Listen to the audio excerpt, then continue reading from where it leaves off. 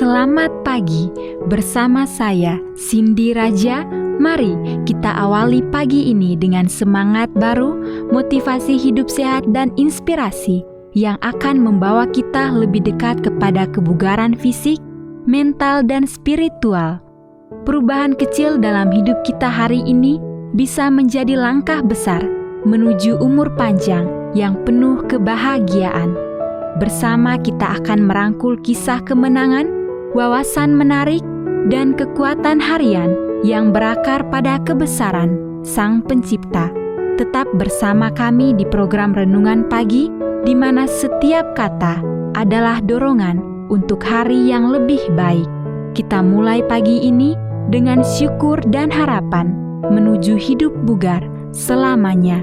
Ditulis oleh Kai Kusma bersama Pendeta Denny Kanajo. Selamat mendengarkan. Shalom, selamat pagi para pendengar yang diberkati oleh Tuhan dimanapun Anda berada saat ini. Kita akan sama-sama mendengarkan firman Tuhan melalui audio Renungan Pagi pada tanggal 26 Januari 2025 dengan judul Menyelesaikan Perlombaan. Sebelum kita melanjutkan bacaan renungan kita pada pagi hari ini, kembali saya mengajak semua para pendengar yang setia untuk berdoa. Bapa di sorga, kami kembali datang kepadamu karena kami sangat butuh kuasa Roh Kudus. Kami mohon Tuhan tolong ampuni dosa, kesalahan dan kelemahan kami, untuk tidak terhalang berkat dan kuasa Roh Kudus-Mu, memberikan pengertian pemahaman kepada masing-masing kami. Terima kasih Tuhan Yesus, ampuni kami Bapa, karena kami sudah berdoa hanya di dalam nama Tuhan Yesus, Juru Selamat kami. Amin. Ayat inti kita terambil di dalam 2 Timotius 4 ayat yang ke-7 demikian firman Tuhan. Aku telah mengakhiri pertandingan yang baik, aku telah mencapai garis akhir, dan aku telah memelihara iman. Mari kita ikuti penjelasannya. Pada ulang tahun saya yang ke-40, saya ingin membuktikan bahwa saya bukan menjadi lebih tua, tetapi menjadi lebih baik. Jadi saya memutuskan untuk mengikuti perlombaan maraton. Persiapan dimulai setahun sebelum hari besar itu. Langkah pertama adalah menemukan sebuah buku yang memberitahu saya cara berlatih maraton dengan aman. Langkah kedua adalah memulai program pelatihan, dan langkah ketiga adalah menerapkan pelatihan. Kakak saya, seorang pelari maraton veteran, mengirimi saya buku 4 bulan untuk 4 jam maraton oleh Dave Goulds. Saya menyadari bahwa pengalaman adalah untuk menyelesaikan pertandingan, bukan untuk memecahkan rekor. Saya mulai berjalan 5 mil sehari, selama 4 hari dalam seminggu. Kemudian saya menambahkan 1 atau 2 mil setiap minggunya. Segera saya mencapai 5 hingga 10 mil sehari, selama 5 atau 6 hari seminggu. Selama waktu ini saya menambahkan lari 1 mil untuk setiap 2 mil berjalan. 2 bulan sebelum maraton saya menempuh 15 hingga 18 mil per hari. Saya dapat mencapai 35 mil atau lebih dalam sepekan. Ketika hari maraton tiba, saya merasa siap. Saya merasa saya telah menyelesaikan pertandingan yang baik. Dengan jadwal latihan yang teratur, saya akan segera mencari tahu apakah saya bisa menyelesaikan perlombaan sejauh 26,2 mil. Pukul 7.30 saya berangkat berlari berjalan di Sydney pada pagi yang dingin dan gerimis. Saya berhenti dan mengisi bahan bakar di setiap pos bantuan untuk menjaga energi saya. Pada jarak 8 mil saya bergabung dengan seorang pelari, pejalan maraton pemula lainnya dan tetap tinggal bersamanya sepanjang sisa pertandingan.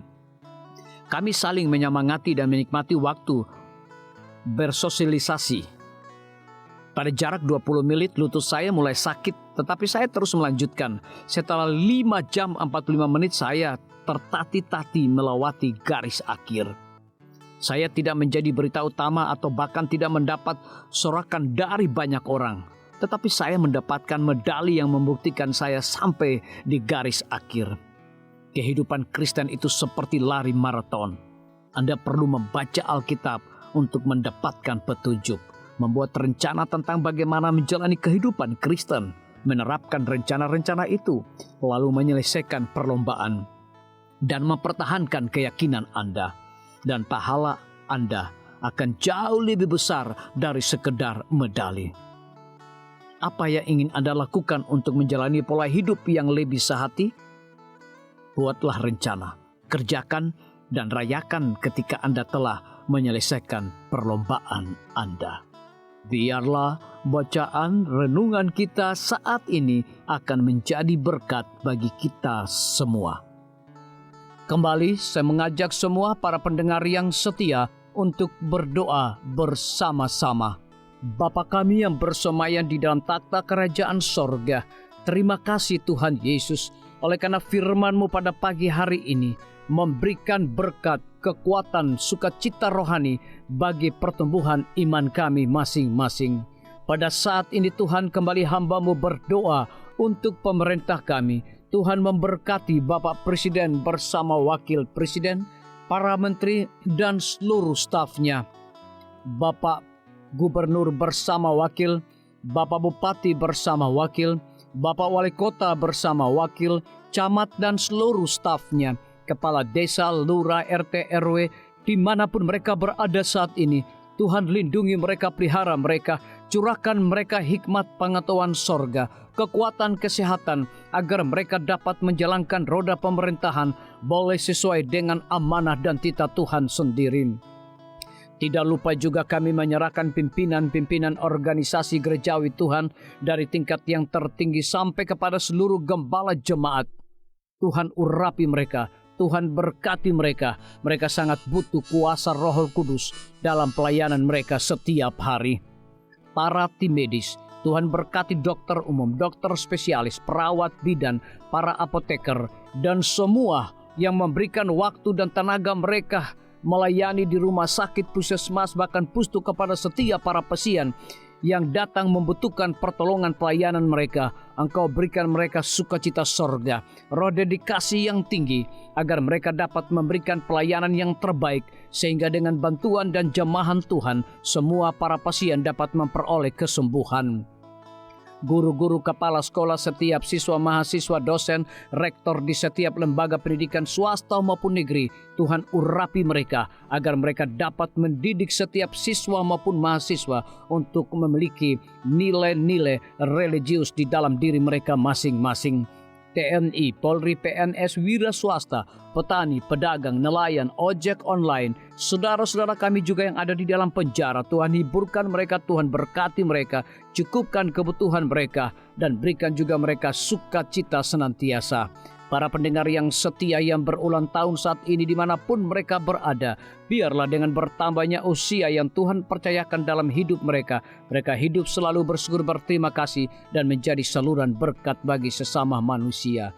Yang berada di dalam kebimbangan ketidakpastian hidup, Tuhan juga berikan iman yang teguh kepada mereka. Terima kasih Tuhan Yesus, ampuni kami Bapa, karena kami sudah berdoa hanya di dalam nama Tuhan dan Juru Selamat kami. Amin. Demikian firman Tuhan yang telah kita dengarkan. Semoga hari ini menjadi berkat bagi kita semua. Sampai jumpa. Tuhan memberkati.